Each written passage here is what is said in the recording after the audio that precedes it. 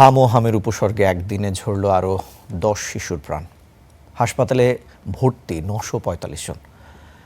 সবাই যখন স্বজনদের সঙ্গে ঈদ করতে বাড়ি ফিরছেন, তখন রাজধানীর হাসপাতালে আক্রান্ত শিশুদের নিয়ে লড়ছেন বাবা মায়েরা।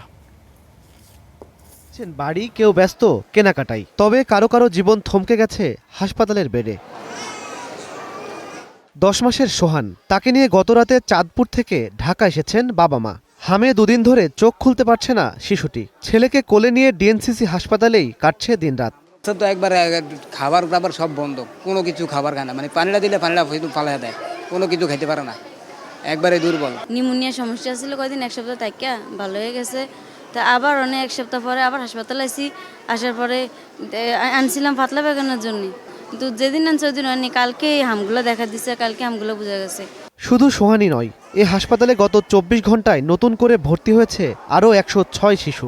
সুস্থ হয়ে ফেরার সংখ্যা 159। তবে এখনও চিকিৎসাধীন 402 জন। ঈদের প্রস্তুতি তো দূরের কথা, অনেক পরিবারই বন্দি হাসপাতালের ওয়ার্ডে। এখানে হয়তো ঈদ করতে হবে আর কি। তারপরেও বাচ্চা সুস্থ হওয়াটাই হচ্ছে জরুরি, তাহলে হয়তো ঈদটা না করতে পারলেও স্যাটিসফাই থাকবো আর কি। আমার ঈদ তো মেন না, আমার বাচ্চাটা সুস্থ হওয়াটা জরুরি। আমার বাচ্চা হচ্ছে সবকিছু।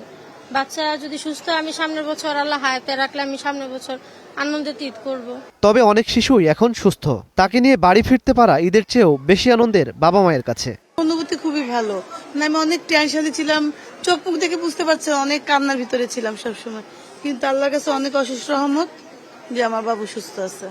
ছুটি দিয়ে দিচ্ছে আজকে, আলহামদুলিল্লাহ, আল্লাহর কাছে লাখ লাখ শুকরিয়া যে আমরা বাড়ি যাই ঈদ করতে পারবো, আত্মীয় স্বজনের সাথে সবার সাথে একসাথে ঈদ করতে পারবো। এটা নিয়ে আলহামদুলিল্লাহ আল্লাহর কাছে লাখ লাখ শুকরিয়া। ডিএনসিসি হাসপাতালে পর্যন্ত চিকিৎসা নিয়েছে 6153 শিশু। এর মধ্যে ঝরেছে 36 প্রাণ।